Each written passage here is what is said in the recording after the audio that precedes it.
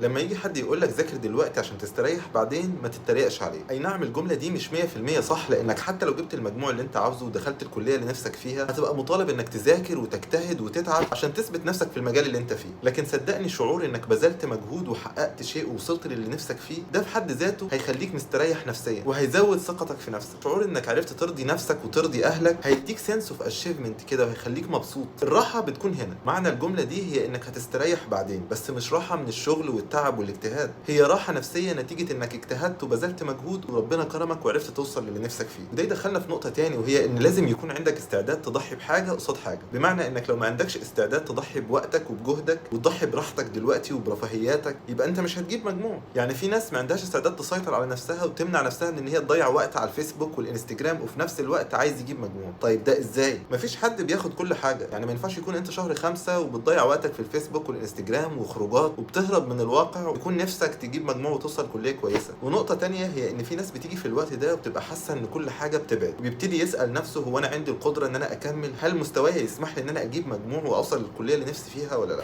ده شعور بيتعرض له ناس كتيره جدا في الوقت ده. بيبقى بالظبط عامل زي اللي قاعد صايم طول اليوم والساعه اللي قبل الفطار ابتدى يحس بالعطش. الحل هو انك ما تستسلمش للشعور ده، واصل مذاكرتك زي ما انت، وحاول تقرب من ربنا جدا الفتره دي. حتى لو انت مقصر في العباده ومقصر في القرب من ربنا من اول السنه، وجيت دلوقتي وبقيت ملتزم وبتصلي كويس، دي حاجه مش غلط، ده كده كويس جدا. انت ابتديت تدرك ان الامر في ايد ربنا، ابتديت تقرب له. الغلط هيكون انك تيجي بعد الامتحانات وترجع تاثر تاني في العباده، ده اللي غلط. رابع حاجه هقولها لك هي انك ما تحطش ضغط زياده على نفسك الفتره دي. يعني انت اوريدي الوقت بتاعك ضيق والامتحانات ابتدت تقرب ووراك مواد انت عايز تخلصها وتراجعها كويس. ما تجيش انت على كل ده وتبتدي تفكر بقى لو انا ما وصلتش للكليه اللي نفسي فيها هيحصل ايه، وتبتدي تتخيل سيناريوهات مؤلمه لو انت ما وصلتش للكليه دي. حاول بس ان تفكيرك يبقى مقتصر على ان وراك مواد معينه وانت عايز تقفلها وتجيب فيها اعلى درجه، بس ما تفكرش في ابعد من كده. كل حاجه تبقى في وقتها. ذاكر كويس وجيب المجموع اللي نفسك فيه الاول، وبعد كده ابقى فكر في الكليات ساعتها. وده يدخلني في نقطه برضك، انك ما تقارنش نفسك غير بنفسك. بمعنى انت الشهر اللي فات كنت بتذاكر 6 ساعات، حاول تزود على الكلام دوت الشهر ده. ما ينفعش تكون مثلا الشهور اللي فاتت بتذاكر مادتين 3 في اليوم والشهر ده تبتدي تاثر. كلنا مهاراتنا وقدراتنا متفاوته، ما تحطش نفسك في مقارنه غير عادله مع اي حد تاني. اشتغل على نفسك بس، وحاول ان كل يوم يكون فيه استفاده اكتر من اللي قبليه، وصدقني هتشكر نفسك في الاخر.